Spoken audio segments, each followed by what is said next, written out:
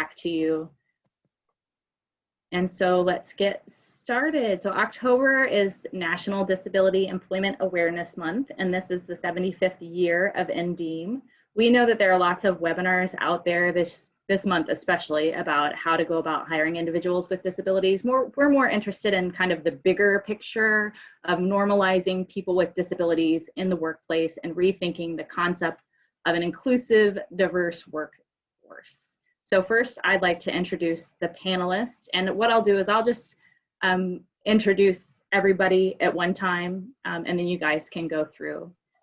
So Stephen Spencer is an employment specialist at Paraquad.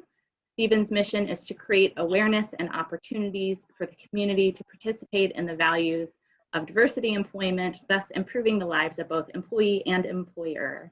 At Paraquad, Stephen has assisted many people find choice-based employment and partnered with dozens of businesses in the St. Louis area, working along with the Peoples with Disabilities community. He has also branched out to provide employment services for the justice-involved populations. In support of these services, he has written several curricula for our vocational preparation courses. When not pursuing equality in employment, Stephen can be found in his kitchen attempting to cook the best possible taco dinner while Tom Petty plays on the radio. Good choice, Stephen. Next is Jason Hartsfield, MSW. He is an adult career services coordinator at Starkloff Disability Institute. Jason graduated from the George Warren Brown School of Social Work at Washington University with his master's in social work in 2012.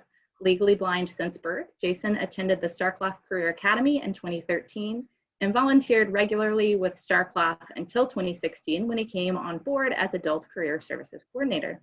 Since then, Jason has taught multiple capstone courses and provides hundreds of hours of one-on-one career consultation to Starkloff candidates. He also leads professional development and education programs for businesses, employment services providers, and social workers. And Mariva Durbin is the Placement Assessments Supervisor at Challenge Unlimited. And when asked what she loves most about her job, she says, I get the blessing of supervising 3 amazing folks on the Illinois placement team and 2 fabulous ladies on the Hannibal Employment Services team. My days are never the same twice, but the commitment to the service of our clients with disabilities is unwavering. I found a place to grow that will grow with me in the coming years, and for that, I am so grateful. So we're really glad to have all 3 of our panelists with us. Also today joining us as our moderator is Christy Herzing, and she is on the board of directors at Mind's Eye, and we'll meet Christy in just a minute. And also we have a few other special guests with us, but I will pass it over now. And Stephen, do you want to go first and share a little bit about yourself and your organization? Hello, everyone. Good morning. Oh, but I just got a little feedback. I've got my guest in the same room and we're both using our phones. So I'm going to step out so it doesn't get so much feedback.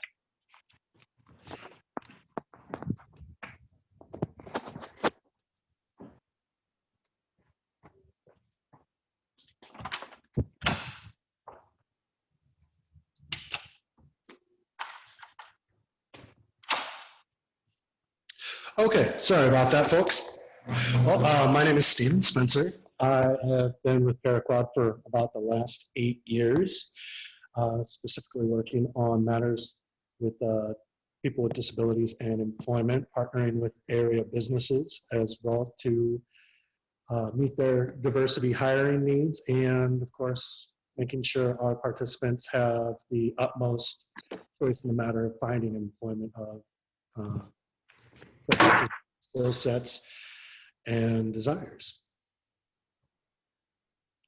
I work with a staff of usually about half a dozen other people at any given time, and we all have similar mindsets of choice is the utmost importance when it comes to our participants. We really don't want somebody to just come in with, you know, if they have a college degree and say, oh, well, here's a job as a dishwasher, or vice versa, you know, somebody wants to find a job as a dishwasher, you know, put them working in a daycare or something. So what I personally try to do is, from the very moment we meet, is really get to know the person. Talk about what experiences they've had with employment in the past, see where their skill sets are. Maybe they're really talented at everything that's been on their resume, but it's just not something they're interested in going into anymore. So then we go into another aspect of exploring, what are you into? What do you think you can do? That can be done with work trials, assessments, those traditional high school testings where you fill in the dots and then at the end of it, you get a few options there. We really use any method possible to figure it out. And another thing I think has been really great about employment with disability lately, in the past few years especially, is we're pulling further and further away from those minimum wage jobs. It's really cool to see somebody get into a job where they are making $15-20 an hour. They are getting positions where they have chance for advanced growth over the years, and you can develop something more in line with a career rather than just week to week, this covers the bills kind of thing. So it's very important to us. We're very passionate that people aren't just coming to us to, like I said, pay the bills or get that job to make ends meet, but they do something that really is fulfilling intrinsically and helps them feel like they're moving forward with their lives, not just continuous loop of day-to-day drudgery. We want people to have that satisfaction of success. Great, thanks, Stephen. Who wants to go next? Mariva, you want to go next? All right, go take it away. Unmute, there you go. Hi everyone, good morning. My name is Mariva Durbin. I work in the Employment Services Department of Challenge Unlimited as the placement supervisor, and I'm subbing in for Kelly Schillinger today. She couldn't be here. So Challenge began providing services under specialized services about 60 years ago. Today we provide residential services and employment services, and our mission is to assist individuals with disabilities to live, work, and participate in their communities in the most independent way possible. Our sister company, Residential Options, includes 24-hour care for individuals with disabilities, residential sites in the St. Clair and Madison County area, providing housing for a multitude of people in the Metro East area. We have 3 skills training centers, one in Madison and St. Clair County, one in Quincy, Illinois, which is our newest one, and Project CU in St. Louis. And these training centers provide opportunities which include production, janitorial, and food service, as well as training and soft skills needed for successful community employment. These centers are for individuals with substantial disabilities and individuals that may not yet be ready for traditional community employment. Our Employment Services Department is funded through the Department of Human Services for the state of Illinois, servicing Madison and St. Clair counties and surrounding areas. We also have an office in Hannibal, Missouri, which is funded through Missouri VR, Folk Rehab. These services assist with individuals with developmental, physical, mental health disabilities to find and then successfully maintain employment. These services are very person-centered. We assist them to seek employment in their area of interest or skill set. We help with applications, resumes, cover letters, interview training, attending orientation as needed, and then afterwards providing job coaching for individuals that might need some extra one-on-one support when starting a new job. The goal is to not only find employment, but to ensure the individuals will experience ongoing success at that job and then continue to be independent from there on in. Starting where they're doing it. We also offer weekly classes that teach the soft skills necessary to be ready to successfully interview for employment, then obtain employment, and then maintain employment. Each week offers a different subject, such as applying for jobs, interview training, communicating with your employer and fellow employees, conflict resolution, what to expect on the job, and so much more. And that's just a taste of what we do in the Employment Services Department at Challenge. And for any other information that you might need or questions, you can contact our intake recruitment coordinator, Kelly Schillinger.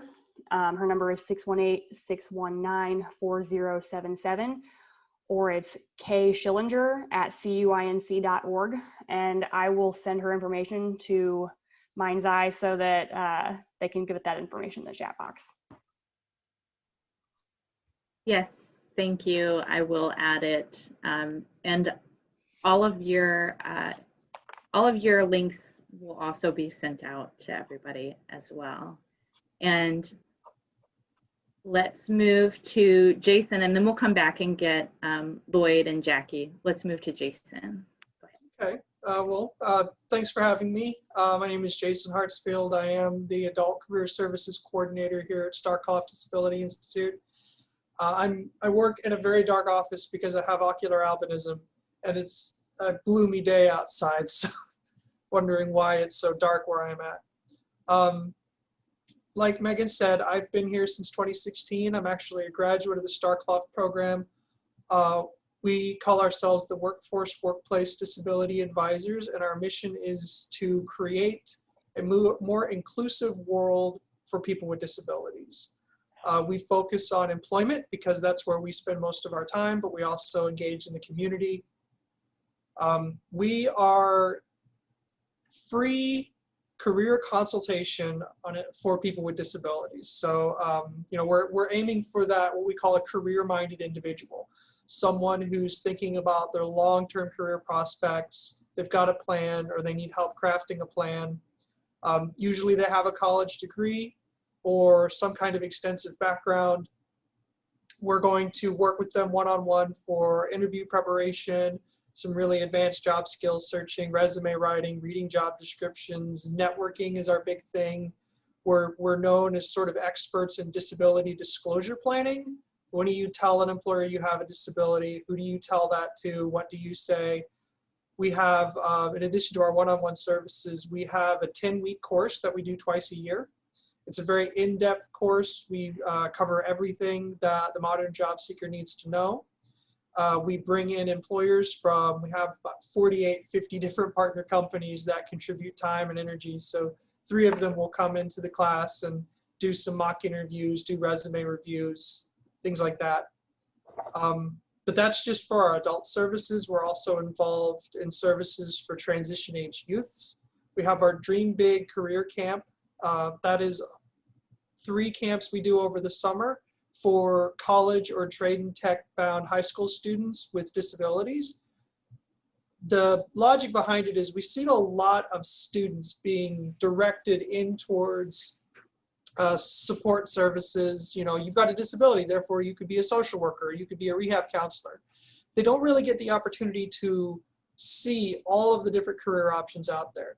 So Dream Big takes them to 5 different employers to see all of the different kinds of options that are available. Plus, it tells these students that there are companies out there that want to hire them, that want to recruit them. Examples of things they've done are Boeing, they'll do flight simulation. They'll go to the Danforth Plant Science Center and extract strawberry DNA. Wells Fargo, they get to ring the stock bell. They get to do a wide variety of really interesting things. The 3 camps are there's a trade and tech week, there's a STEM week, and then there's endless possibilities where they review just for those students who aren't really sure what they want to do. We also, so between high school and adult world, there's college. So last year, 2018, we launched Access U, and that is consultation, counseling for current college students with disabilities.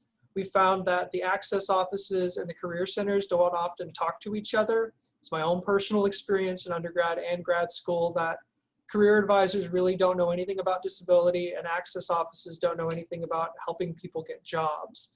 So we're trying to bridge that gap in a combination of being there directly for the student and creating opportunities for those two offices to get together, come together and talk.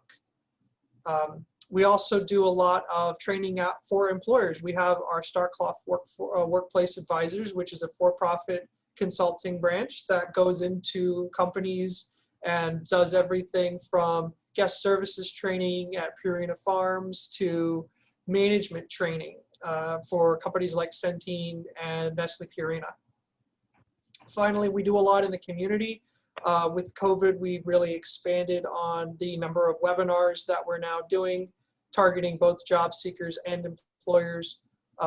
We've also been involved in some really interesting initiatives. One of our co-founders, David Newberger, was directly involved in forming the commission that pushed for the accessibility of the redesigned Museum at the Arch. So that's something that we're very proud to have been a part of. And yeah, it's kind of crazy to sit back and think that there are only 15 of us in this office. We're doing so much. If you're interested in learning more about us, you can visit our website, www.starkloff.org. That's STARKLOFF.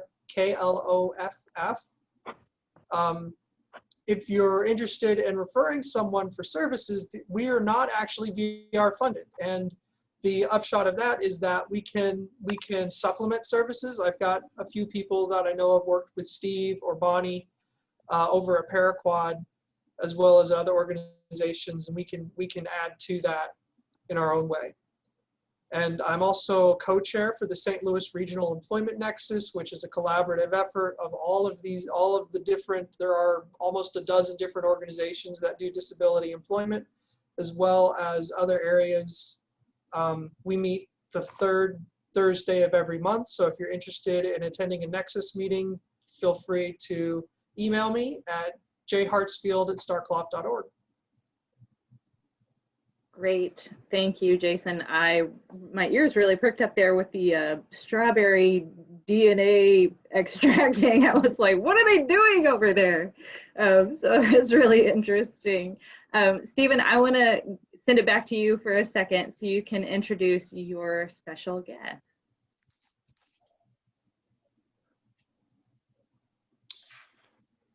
Hello again, everyone. I have invited a participant of ours, Lloyd Walton, to join us today. It's one thing for me or our fellow employment specialists to come up here and say, hey, this is what we do, and we're really proud of the work that we do. But I think it's more important in many ways to get the perspective of the people that we do have these services for. So Lloyd has been so kind to volunteer his time to join us and just kind of talk about his experience in our employment services program. In many ways, I think that Lloyd is just one of the coolest participants I've had the pleasure to work with, real people person. So Lloyd, I'm going to go ahead and turn this over to you. If you want to go ahead and hit your unmute button. Good morning, everyone. Can you hear me? Yep. Good morning. Thank you for having me here, Steve. My name is Lloyd Walton, as Steve just introduced me. I'm a client here. I've been involved with vocational rehab for quite a few years. At this time, Steve is assisting me in trying to find full-time, part-time employment. We've done a few job fairs. My goal is to not only find employment, but possibly be employed in a organization that also helps give back to the community. I've have different experiences as far as various lifestyles. I've made some bad choices years ago, about 20-something years ago, so therefore it hindered me from doing things that I would like to do in the workforce. So therefore, basically, I'm trying to regroup again and start on the right track. I've done extensive volunteer work at a St. Patrick's Center, life skills class with young adults that attended from different schools. I did that for several years. I've done volunteer services throughout my church that I'm involved in. I attend support meetings, which I'm coming up on 7 years of being involved in this since November 1st of 2013, which I'm grateful and proud for.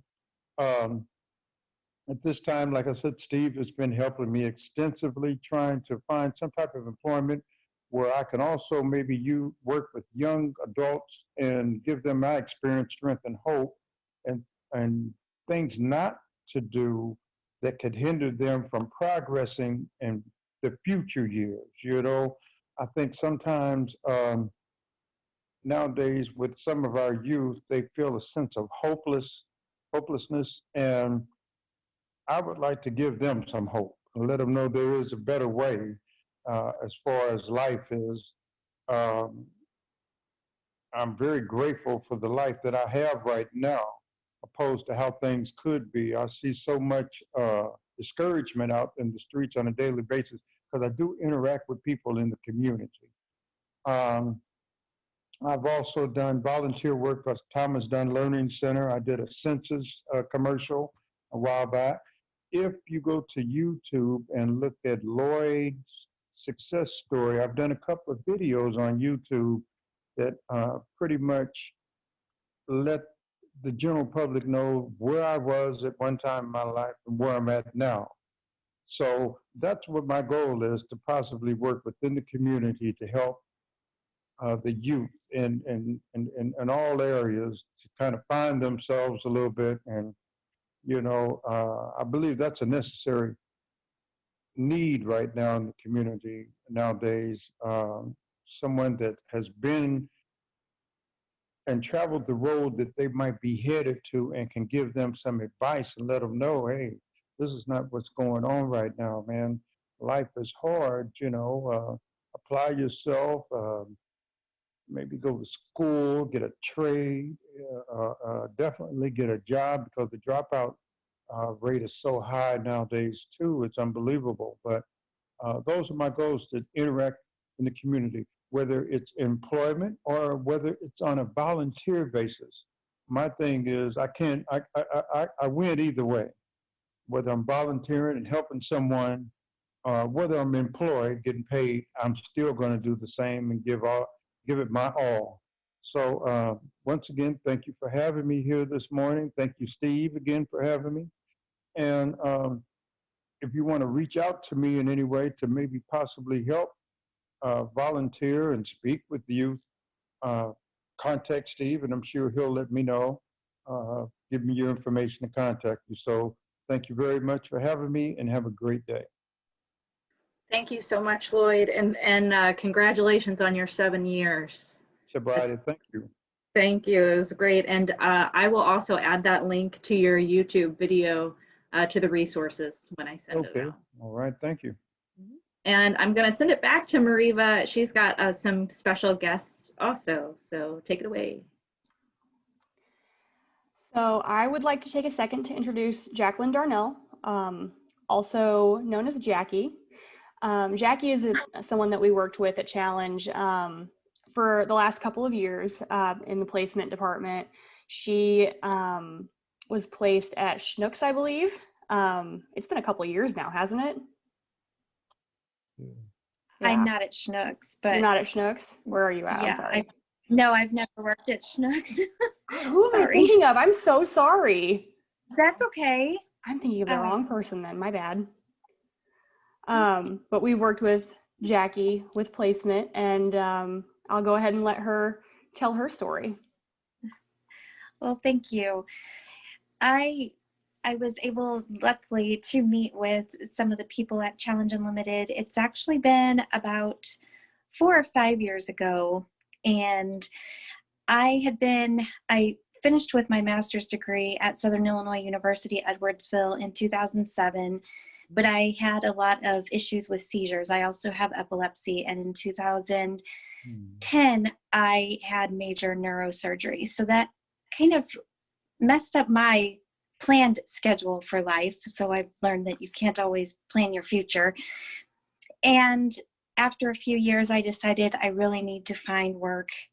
And my son, he was grown, my husband was working, but I wanted to participate. I had student loans and just wanted a job. So I went through Division of Rehabilitation Services, and the gentleman there connected me with Challenge Unlimited. And I had heard of the place, but I really didn't know anything about it. And I met wonderful people. The person I worked with the most was Kelly Schillinger, and I'm sad that she's not here today, but she's a great person and really helped me out. And first they were able to help me find a position at Rock College as an instructor. It was an adjunct position, and so it wasn't full-time, and sadly now Vatterott is no longer in existence. But I worked there a year, and then some time went where I didn't have semesters needed. So then I worked at SIU Edwardsville adjunct staff for one semester and decided I really hope I can find something full-time. And so with some assistance, and I hope I located a job here at Impact Center for Independent Living in Alton, Illinois. I am an independent living specialist, and I help people who are 55 years and older with diminishing vision. They are experiencing some vision loss, a lot of them from macular degeneration, diabetic retinopathy, cataracts. And so we are nonprofit. We are sponsored through Bureau of Blind Services with the state, but also we're affiliated with United Way and other organizations. And I provide them with magnifiers and other devices and assist them with independent living skills so they can go out and continue to live independently and feel that they are still life is still worth living, because some of them give up. And so it's amazing the people I've met. And of course I work with 55 or older, and I enjoy people in their 90s, over 100 years old, that are still just energetic and have so much to teach me while I try to help them. And we have so many electronic gadgets here and other independent living devices, pans that they can lock so that they can drain out water and not worry about burning themselves. Clocks, watches, talking watches is probably one of our biggest devices, as most asked for. And we have so many things, and I really enjoyed it here. I work with a great staff, and I am totally blind myself. I was born with macular, congenital retinosis or something. I don't know. They've never really decided, but I also have some trouble with my corneas. So this is where I am now, and I've been here a year and a half, and I enjoy it. And Kelly asked me if I would speak, and I told her sure. So that's pretty much all I have to say. Thank you so much, Jackie. We appreciate you being here and telling your story. Thank you. With that, I'm going to go ahead and throw it over to Rachel Jenkins real quick. She has another amazing person in office, and he's going to go ahead and talk about what Challenge has done for him. Go ahead, Rachel. Hey everyone, I'm a placement specialist. I'm here with my client Charles and also his mother Glenn, and he just wants to talk about his experience with Challenge Unlimited. I worked with Challenge for 15 years. They taught me everything I know about my job and my lifestyle. First, they taught me everything about experience, teamwork, everything I know. Rethinking taught me everything. Everything. Anything else? Yes. That's it. Yeah. I worked for. I worked at the Dell for a few years ago. Then I worked at K. Down no K jeans for trying to give it. They both work. They both work to trying to give it. I know everything about, including Rachel. Do you like your current job? Yes, I like my current job at Club Fitness. The gold gym cold last year. That I like my job at Club Fitness. They taught me everything to clean it up, gym equipment, everything, teamwork, by my rules, everything. Do you want to say anything? Yeah, I wanna say something. Yeah. Hi, I'm Charles' mother, Gwendolyn Cooper. And Charles is the oldest of 5 boys, young men now. And Charles started in Challenge Unlimited when he was a freshman in high school. And he really he's smart. He has a speech impairment, but he's really smart, really intelligent, really knowledgeable about a lot of things. But his speech keeps him from advancing more than he should. So when we got in Challenge Unlimited, he wanted to work. And I was afraid for him to work because this world out here is cruel. And I didn't think people would treat him the way he should be treated because of his speech impairment. But then we got with Challenge Unlimited, and they walked me through a lot of things and encouraged me to let him work. And he ended up at a lot of different places. He had to find the job that he really liked. He had to find his clinch. So then he ended up at Gold's Gym for 8 years. Yeah. And then they shut down, and then we met Rachel. We came back to Challenger Unlimited, and Charles is 36 years old now, but he loves Club Fitness. Rachel was wonderful. Vanessa was wonderful. We've met a few people in Challenge Unlimited, and I can't say anything bad about anybody. Everybody is so wonderful, helpful, worked with us. When I had to go to work, they would come and pick Charles up and take him to his interviews. Whatever I need them to do, they would do it. So that's why I'm here, because they helped me save my son and make him a productive person, adult. So Yeah. he's very independent. Yeah. Yeah. That's all I had to say. Okay. Gwen, thank you so much for that. And thank you, Charles, for sharing. We really, really couldn't be prouder of Charles and everything that he's come through. And with that, I'll go ahead and flip it back over. Thank you, Mariva. Thanks to everyone that shared their story today. I'm going to turn it now over to Christy, who is going to ask you some hard-hitting questions. Or maybe she's gonna ask you some questions. And then we're also gonna open it up. If people have questions, you can put them in the chat. They will go to the host, or just hang on. And after we get through some of these questions, we'll open it up to everybody.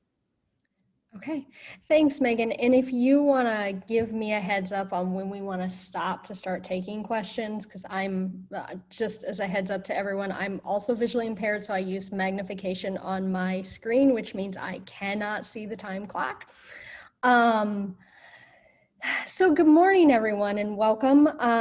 Thank you all for sharing your stories. That was a great way for us to start off our panel discussion. As many of you know, and as Megan noted earlier, October is National Disability Employment Awareness Month, but this year, 2020, is also a special year for us because July marked the 30th anniversary of the Americans with Disabilities Act. So I think the first question, as I was listening to everyone, I have several questions, but the first one I think I would like to hit on with the panel is, since the Americans with Disabilities Act was passed in 1990, A lot of things have changed for people with disabilities. The workforce has certainly changed. The way we work has changed just in the last 6 months. We're meeting virtually instead of meeting in person. So I'm curious to know from your perspective, what are some of the biggest changes that we have seen since the passage of the ADA that help people with disabilities to be more included within our workforce and within our companies? And I will let anybody grab that one to start. I don't want to call on anybody because I just sort of threw that question out.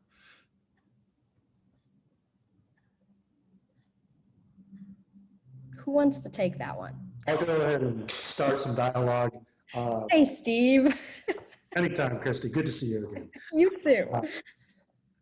So just from my own personal experience, I recall back in my high school days, I had a family member who, for his job, he would go to a grocery store and be paid pennies on the hour to stock cans on shelves.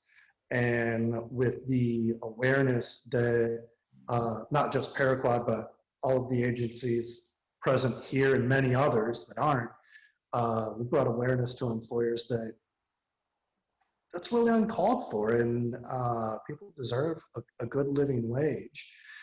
So that's one thing that I see has grown in a very positive direction. Still got room to grow, of course, but yeah, that's my big 5-second thought. So All right. if anyone wants to follow up with that. Well, this is Jason. I can jump in. I started school. I started first grade in 1990. And I have distinct memories of no one knowing what the heck to do.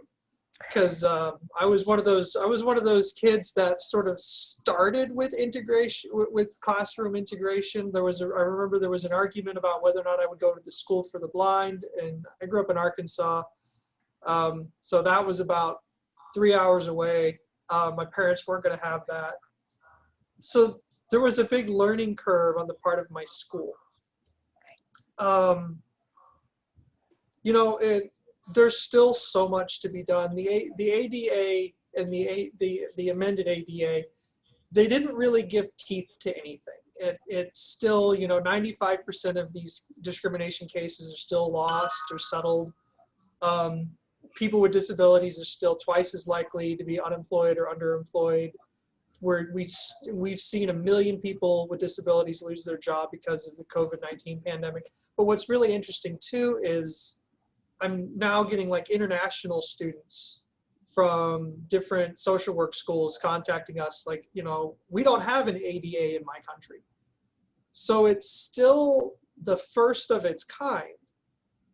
But there's so much to be done. And the way that the people get jobs has changed in the last 30 years.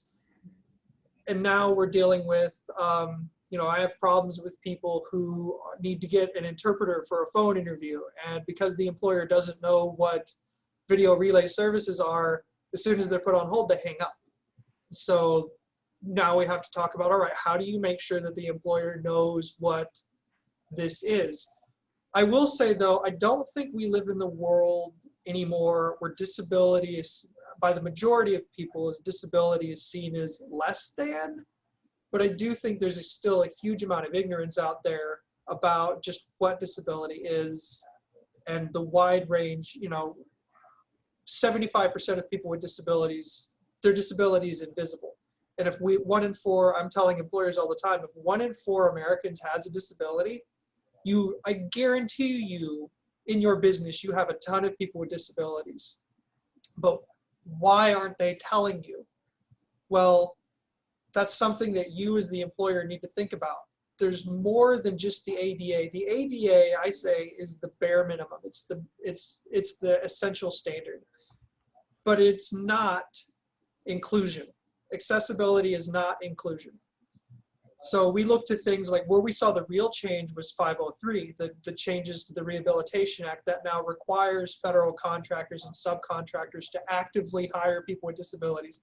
That's where we saw the biggest changes in organization, going from begging for attention to now we getting our doors kicked in by employers saying, we're getting audited, we have to meet this standard.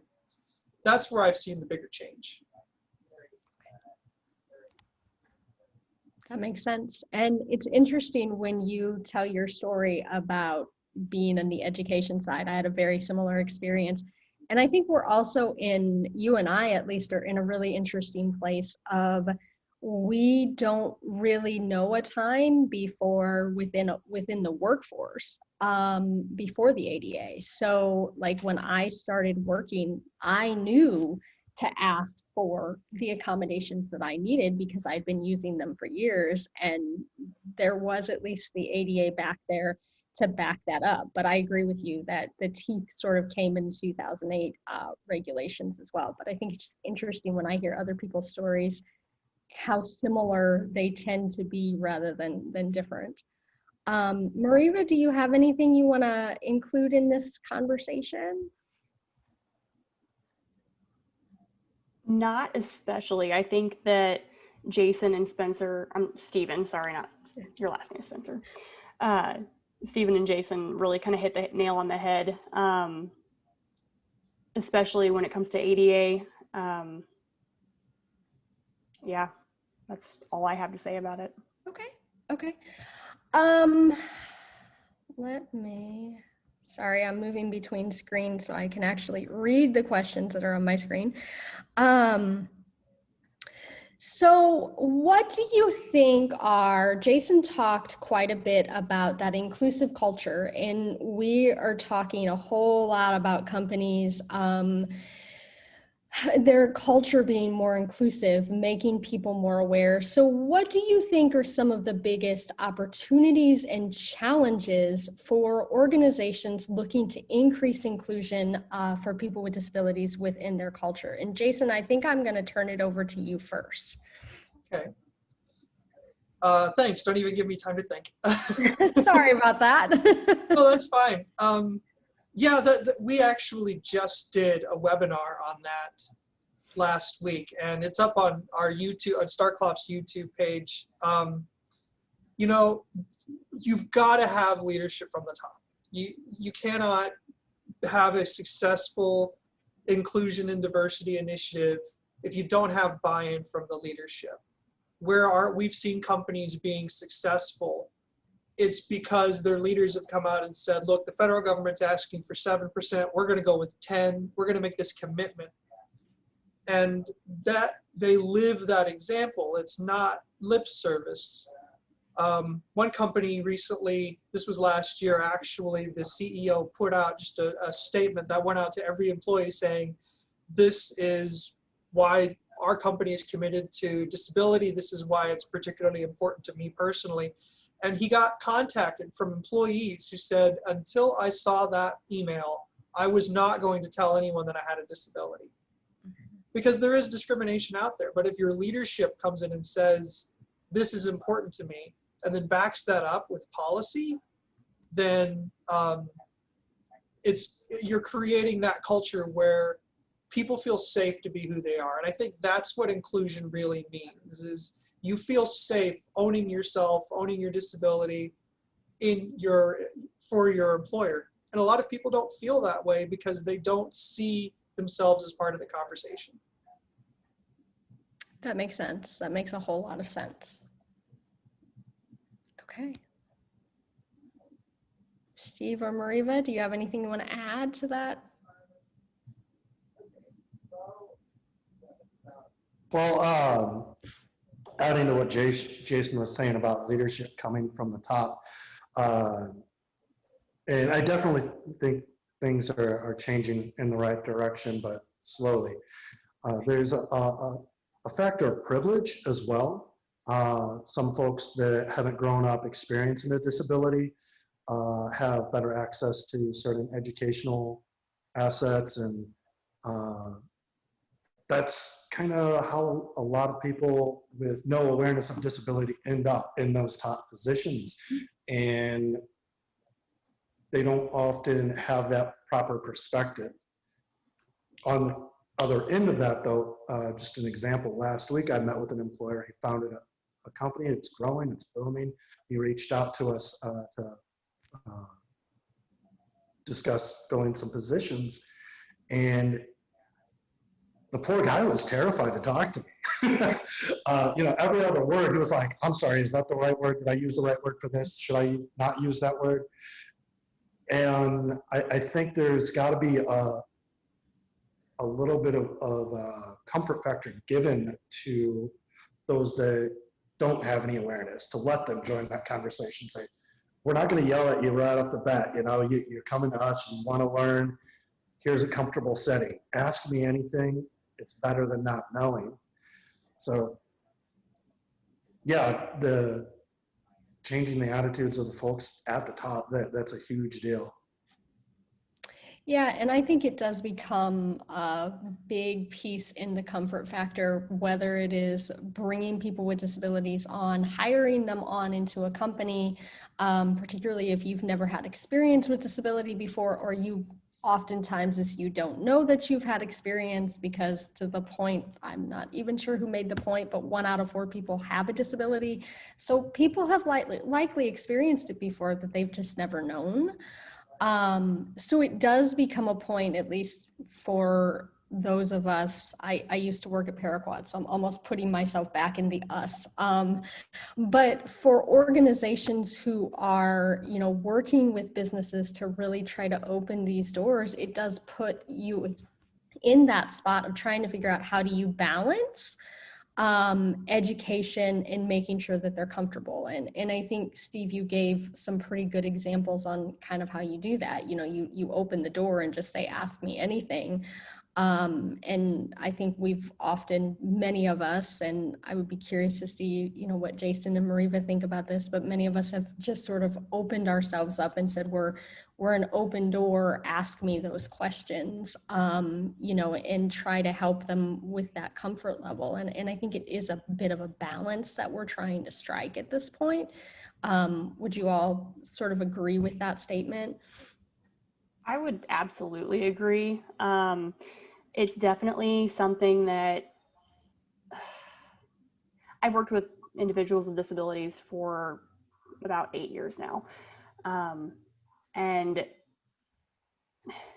once you're kind of in that space and you're here long enough, you start to gain the view of people that don't have as much experience or as much view of individuals with disabilities, and the questions do start to come out then. And honestly, I welcome that. I know that my entire team of people that help to advocate for our clients and work with them on a daily basis are absolutely open books. And I think that's one of the most important parts of our job, is being willing to share and willing to network and advocate. A lot of what we do is based around support teams. It takes a village, not just to quote unquote raise a child, but also to even be human. It's part of the human experience to have a community and to need other people to hold us up. Not just for individuals with disabilities, but I think for all of us. So a lot of what we do is a holistic view of disability and making sure that everyone on the team, whether that be residential providers, parents, guardians, educators, friends, employers, what have you, all are on the same page and are able to help to build that person up from the ground up and continue to do so for as long as necessary, and make sure that we are pushing them in the right direction toward independence. Because a person that is not independent, we all need other people. It's interdependence, I think, is what the best way to describe it is. Yeah, I would agree with that. And I think it's a whole lot of, what we do, whether we're working with someone who has a disability or we're working with a company to get them more comfortable in that respect. And speaking of comfort, one of the biggest things that we often talk about, whether it's comfort or fear, I might even be more on the fear side, but one of the biggest things that I think many of us have heard before from employers, from businesses, is that they have this fear that reasonable accommodations for someone with a disability are either going to be, one, too expensive, or two, they don't know how they would make that accommodation. So I'm curious to know, because I know all of your organizations and probably you all at one level or another are having these conversations with employers. So how do you approach an employer that has those reservations, hesitation about providing accommodations, and what are your best tips, particularly for people on the call that maybe they've not gone through a process of having a employee with a disability request an accommodation, so they've never been through that accommodation process? What would be your best advice for employers who are engaging in that process for the first time? I can start.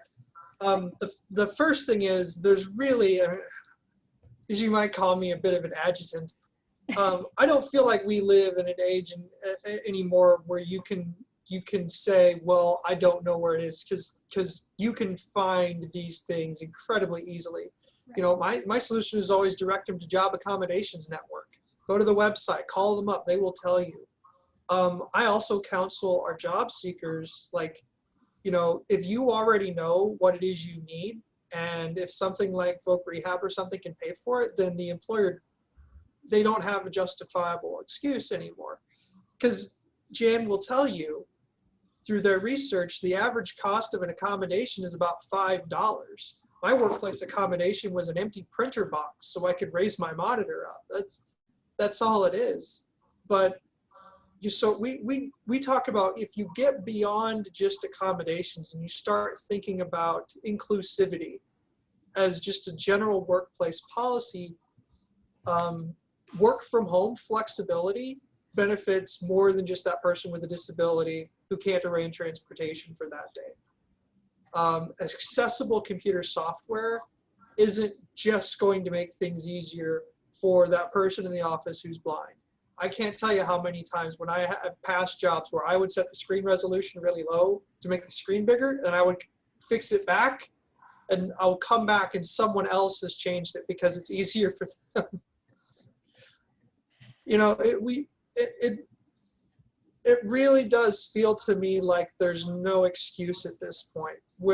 But I will say, as larger policy things, where we run into the biggest challenge is the hiring manager, that middle manager person. They've got people below them that they're responsible for, and they've got people above them.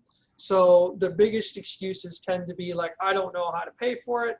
No one trained me on how to do this interview, which only 48% of managers are ever actually trained to do job interviews, which is problem number one in my book. But also, I don't know where the money comes from. So we're telling HR offices, there's great models of companies that have just created an office of accommodations within HR that has the budget for all workplace accommodations. So instead of the manager having to worry about an accommodation out of their budget, they can go to the central office and get the money from them. That's relieved a huge burden on the managers, because now the productivity and the office budget aren't an issue. But there's still a lot that has to be done, because a lot of managers got into their position because they learned a process. They're just used to doing things the way they're doing it. And it's very scary to think about, are you looking at the outcome or are you looking at the process? We try to encourage companies to be outcome focused, not process focused. But that is a bigger shift than just calling Jan and finding out what computer software is going to work best. Right. Absolutely. And I thought, as I was listening to you talk about, the accommodations that we often see, you know, I work in an office, well, right now I'm working from home, but the office that I work in, you know, there are a lot of people who, to my knowledge, you know, don't have a disability. If they do, they've not disclosed, right? But a lot of people are using the standing desk now. And that used to be years upon years ago, like a big accommodation request was having, at that point, they were called the height adjustable desks before we, you know, thought of, well, just put a printer box and put everything on top of that. You know, but it's something that everyone has started using because it's an easy thing to do. It allows people to stand up more and, you know, move around a little bit more, which we're hearing more about is a better thing.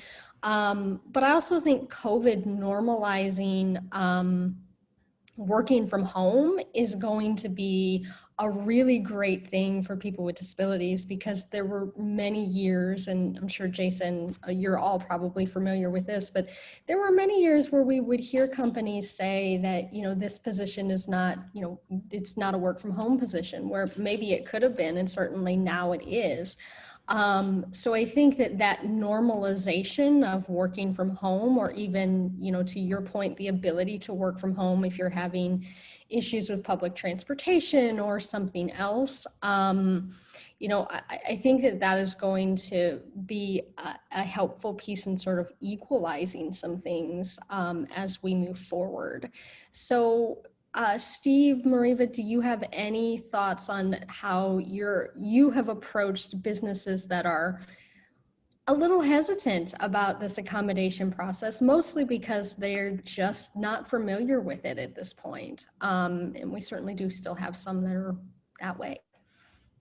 I would just like to echo Jason's sentiment that there really isn't an excuse anymore. A lot of what we've discovered in speaking with businesses is that most, I guess what you would call name brand businesses, are aware of disability inclusion.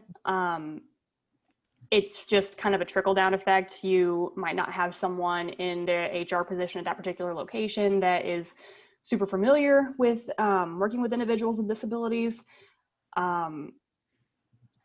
But a lot of what we have had to do is go into actual businesses and just kind of educate on what the services that we provide are, how to gain those accommodations, and the funding that can be provided through state and local offices, and grants also. And not only that, but how easy it can be. And there has been on the rare occasion that we've had to break out actual ADA law and advocate on behalf of the actual law for that as well, and just point out in the actual legality that this is not a choice. Like, you want to hire this person, you need to meet us halfway at least. And that's it. It shouldn't be a fight to gain the necessary things to be able to complete jobs as a human being. That makes sense. That makes perfect sense. And I do agree with both of you that in this day and age, we are kind of in this place where the information is all out there. And I think we are seeing, so I'm in the private sector now, but when I was in nonprofit, that side of things, years and years ago, like almost 20 years ago, it's hard for me to believe that it's been that long, but I used to hear that reasoning a whole lot more, which is, oh, well, we can't do this, it's too expensive, or it's this or that. I feel like we hear that a lot less, and I feel like that's probably, to Jason's point, the regulations in 2008 have certainly helped that, because it has opened doors to more conversations than we were ever able to have before. And I think it started to certainly normalize some of that accommodation process where it's not nearly as scary. So I think it definitely, I've seen it evolve over time for sure, which I think is a great thing. So a couple, Hey, Christy. Are This we is at Megan. time? Well, I know we have a question in the crowd from Naomi. She has her, I assume she has a question. She has her hand up. Yes, I do. Go ahead, Naomi. Well, I was just going to say something from another point of view. When I did job development and when I was a supervisor and did training with companies, one of the things that I said was in training an individual to do a job interview, for instance, I always told people they are not going to ask you questions because they can't. So your job is to make the employer comfortable with you. And that means that you need to tell them, and I'm saying in parentheses here, if possible, how you're going to do your job. And to find out what the most important, what are the most important parts of the job. So that's one of the things that I used to really stress because, you know, I felt it was really important that the person be able to talk about what they do, what accommodations they use, and possibly to bring any accommodation with them. Okay. And Lloyd, I think Lloyd's hand's up also. Okay. Yes, my question was, okay, I've heard a lot of people speak on the expenses that a lot of employers are concerned about. And I was wondering, are there people in place that would actually speak with an employer as far as the accommodations? Because I believe the employer is probably looking as the investment. Is this a good investment? Not knowing that a lot of people on disability, such as myself, I'm hearing impaired and legally blind in my left eye, but we would like to be independent and actually work and do a fantastic job and earn our income. So are there programs in place that actually go and speak with the employer and to let him know this is a good investment as far as hiring someone with a disability because of the fact that they actually do want to work and be self-sufficient? So I can answer that, and then I can also turn it over to our panelists, because all three of the organizations that are represented on our panel do a level of that type of education, and there are other organizations, but I'll turn it over to anyone on the panel that wants to address that as well. I'll go ahead and start with this. Lloyd, that's an excellent question. And I hope that a lot of employers out there are asking that same question and seeking that out, because yes, there are. First and foremost, as an employment specialist and the other job developers on this panel, that's a large part of what we do. Obviously, we don't go out and advertise any of our clients' disability. We advertise their skills, but when that time comes to have that discussion of accommodations, kind of goes back to what I was saying earlier. At that point, I hope any employer that I work with knows that they can feel comfortable asking me anything. And I'm going to guide them to the resources of how to make their business accommodable for the new hire that they're working with me on, as well as if they have any questions about maybe making their entire organization more accessible to other employees with maybe varied other disabilities. So that would be kind of the one-on-one line of defense for accommodations. But then, yes, Paraquad has a department that can go out and discuss with the employers, and I'm sure all of the other agencies represented here do as well. It's one of the core factors of what we do to advance independence. So yeah, there's a number of organizations that can be reached out to. Thanks, Steve. Jason or Mariva, do you want to add to that for either of your organizations? Well, I can. You know, Starkloff Workplace Advisors, that's entirely what we exist for. we go in and we talk about we're very big on like the whys and the policies, not just this is the specific accommodation for this kind of person. We're going to be more broad and talk about inclusion and what inclusion versus accessibility is. We're going to talk about employment policies, HR policies, management training that makes things more inclusive for people with disabilities. So we're the big investment, but that's important. We need employers to make that big investment because these piecemeal things don't work. Oh, I'm going to do an unconscious bias training. Well, there's a lot of data that says that doesn't actually change anything, because when push comes to shove and the manager's got to make a choice, they're going to default to what they're comfortable with. And what they're comfortable with is not people with disabilities. So they've really got to be trained on how to navigate these issues in depth.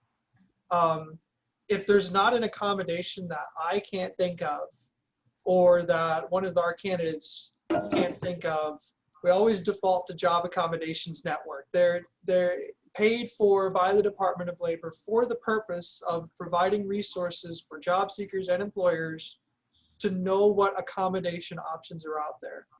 There's also Missouri Assistive Technology. It's a nonprofit that can do all kinds of demonstrations on all of the different kinds of assistive technology out there. Being a legally blind person, I tell employers, like, look, I use Windows Magnifier. Like, no one had to pay for that. It's just there on the computer. That's easier than me having to wrestle with Zoom text or anything like that. And beyond, the employer didn't have to pay anything for that. So I hope to, like with Steve, that if there are employers in the room, that I've seen too many employers waste money trying to solve a problem rather than taking 5 minutes of their day to call someone like me or Steve to say, hey, what makes the most sense here? Because I'm a former low vision therapist. A screen magnifier is not the flimsy piece of plastic you put over the computer. Those do nothing for people who are legally blind. Please don't purchase those anymore. There's much easier options, and we in the community know what those options are. So take 5-10 minutes out of your day and reach out to one of us. We'll take a cold call. We're flexible. That's what we're here for. Right, absolutely. Or very simply, if someone is, and I think you would agree with this, probably anyone would agree with this, if someone is asking for an accommodation, or they're not asking for an accommodation, but they have a disability and you think they need one, right? Talk to the person. I have heard so many stories of people who have a disability, and they will get all of a sudden HR will give them this or that because they think they need it, and it's not something that actually helps them. And that has happened as well. And like I said, it's as much about making sure you know who to reach out to if you do need assistance, because not everyone, I think that's the other thing to keep in mind, is that not everyone who is at, they know they need an accommodation, but they may not know exactly what is available to them. And so that's where I feel like our organizations really come into play, but certainly asking that person is just as key, because in 9 times out of 10, the person with a disability is the person who knows exactly what they need.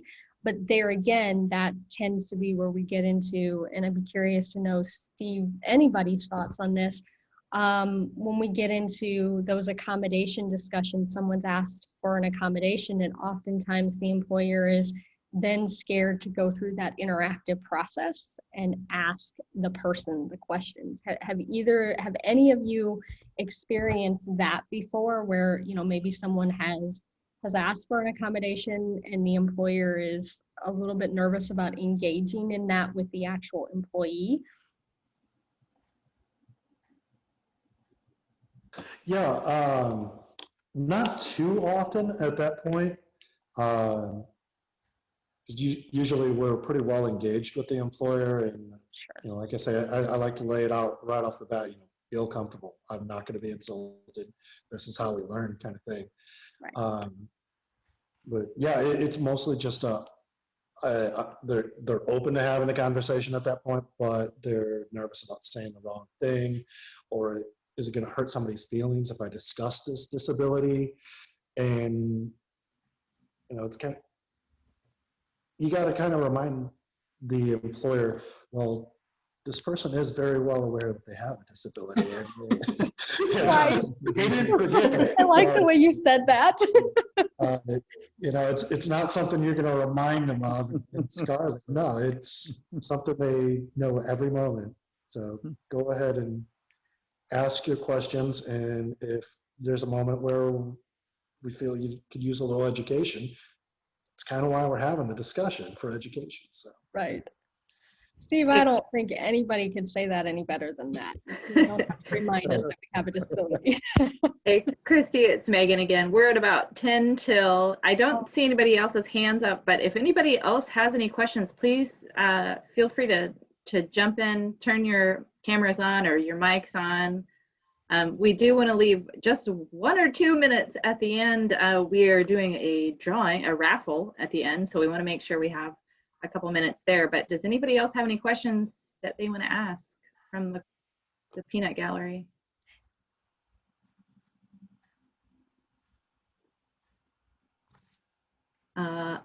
Lloyd? I just wanted to thank you again, Steve, for having me as a guest. And I've gotten so much useful information here that is just, I really appreciate being here. And thank you very much, Steve and Paraquad and everyone else that has participated. And that's all I have. Thank you. We're glad to have you, Lloyd. Deborah, I see your camera's on. Go ahead. Nope, you just want to have your camera on. Okay. Anybody else? Any questions out there? If there aren't any questions, I wanted to continue with the idea of accommodations, if we've got a minute. Sure, go for it. So this is Jason again.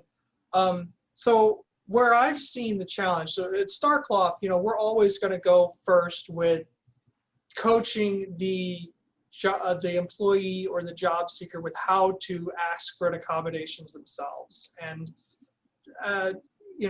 to Christy's point, that's the expert right there, is the person with the disability. That being said, you don't always know what's going to work. That's been my experience. That's been a lot of people with disabilities experience, because if you're coming into a new, every job is a little bit new. I remember when I started out in my career, I was going to work at a crisis hotline, and they expected everyone to use 2 monitors. Well, Zoom text does not work with 2 monitors, or it didn't back at the time. I don't know if it does anymore. So I asked them during the interview, look, I don't know if it's going to work. Can I come in and just install Zoom text on a computer and see how it works? And lo and behold, it worked great with the setup that I used, because I'm just so used to using one monitor. When I have the 8, 9 different windows open, I just remember what windows I have open and where they are. I was making people seasick with how fast I was moving. But I'm used to that. So I think for the employer, it's understand that accommodations can change. And for the job seeker, it's understand that the accommodation is a negotiation process. I like to say your accommodation request, when it comes down to, is a business contract. You're disclosing some of your personal information so that you can get an efficiency aid for your workplace. The employer's got rights just as much as the employee does. And so the first accommodation request might not be what you get, but you're allowed to experiment and say, you know what, this isn't working, and then get something new. And just add to that the fact that it costs $10,000, $15,000 to hire and train and equip a new employee. If they've already hired you, they're really hopefully they'll try really hard to keep you, as opposed to getting rid of you because your first experiment didn't work. And I think that's the big fear a lot of people with disabilities have. I've seen people lose jobs because they don't request accommodations, because they feel like they've gotten the job out of pity. And it's up to the employer to make sure that the person with a disability understands you got this job because you're the best person for this job. No one gave you this job because we felt bad for you. If businesses don't think that way. And I think that's a great point. And the other point that you make, and then I'll turn it back to Megan in case we have questions for the raffle, but the other point that I was thinking about as you were talking about that is, you know, we have people who you can ask for an accommodation at any point while you're working with a company, so it doesn't have to be upon hire. And we often have people who will acquire an age-related disability, and maybe they've been working for a company for 15 years and now they need an accommodation, and the company is certainly going to want to make that accommodation, because if you don't, that knowledge, that 15 years of institutional knowledge is going to walk out the door. And I think that's a big thing that, you know, we're certainly talking to companies about as well, is making sure that people understand that it's okay to ask for an accommodation at any point, because we don't want to lose that institutional knowledge either. An accommodation doesn't necessarily mean disability, and disability doesn't necessarily mean accommodation. Right. They're two different things. You know, you can request an accommodation because you have a sick parent at home or because you have a child that needs daycare. It's just a process to help an employee do their job effectively while dealing with their life circumstances. And that also means if you do have a disability, you don't have to tell them any more than what they need to know.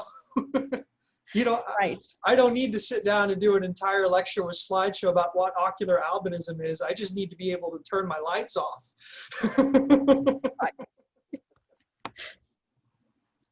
Jason, this is Megan again. First of all, I want to say to Jason, I wish I had your ability to know all of your tabs, because if any person has ever been on any ACAC webinar with me, you know that I can never find my tabs on any screen. So I wish I had that ability, and maybe I should take some classes on that from you. I grew up with computers, so there's part of that might be having something to do with it too. Yeah, I do. I've got a couple things in the chat that I wanted to share with you. Jennifer says, I just really appreciate all the panelists and especially the speakers who shared their personal experiences. And Neska says, thank you so much for a great presentation. And she has to leave. Bye, Neska. Sorry, I didn't get to talk to you. And we're at 9:56. So Angela, would you like to do our raffle real quick, and then we'll come back to these guys? Okay, yeah, I will. I've got my fancy wheel, and hopefully I can share my screen. Hopefully you can do better than I did. Share.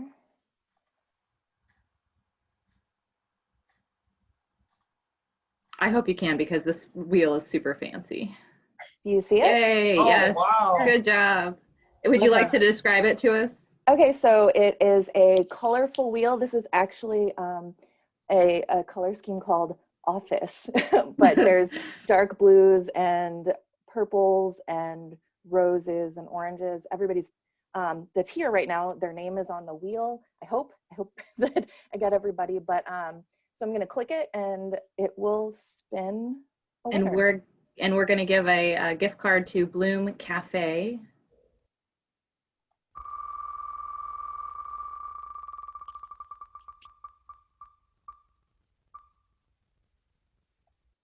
Charles, I don't know if Charles is still here. If he's with Rachel, if he's still with you, Charles is a big winner to Bloom Cafe. Him and his mom actually left, but I will definitely pass the word along. Awesome. Excellent. Yay, Charles. And so we've got two, so I've got one more to spin.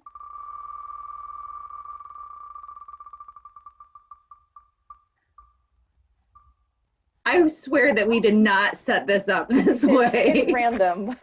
Lloyd, that's you. I promise you this was not rigged. No. All right, and that's that. Are we back? We're back. Yes, we're back. Thanks, everybody.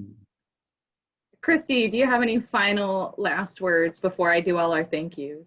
No, I just wanted to say thank you to the panelists. This was a really great discussion, and I personally have not had the chance to do these discussions in a really long time. So this has been fantastic. And Lloyd and everyone who shared their story, thank you. It was a great way to start off our morning. Jennifer, I see your camera clicked on. Do you want to say anything? You just want to wave to us? Okay. Okay, I want to do all of our thanks. Thank you, of course. I guess I could turn my camera on. so you can see me. Thanks to everyone who came to the Arts and Culture Accessibility Cooperative Morning Meetup. That's what we're going with now, morning meetup. Sounds a lot less official than forum. Sounds, you know, morning meetup. So special thanks to Stephen Spencer and Jason Hartsfield and Mariva Durbin, wherever you are, and to Jackie and Lloyd and Charles and his mom. We also really want to thank Christy. Thank you so much, Christy. I know these guys are getting tired of hearing from me and from Jason Frazier at Mind's Eye, so we're so glad to have you with us. And Christy is on our board of directors. We also want to thank Hannah and Candace, our ASL interpreters, Jamie, our CART describer, and Sue, our audio describer. And we want to thank our sponsors for this year for ACAC, the Lutheran Foundation of St. Louis, the Arts and Education Council, Ameren, Illinois, Lighthouse for the Blind St. Louis, and Emerson. And thanks to all of you, I will be sending out a recording of this with a bunch of links. And actually, Jason, I know that I have, Jan is already on my list, and I wrote down the Missouri Assistive Technologies. I'll make sure to get them on my resources list, and Lloyd's YouTube channel, YouTube video. I'll get that on there too.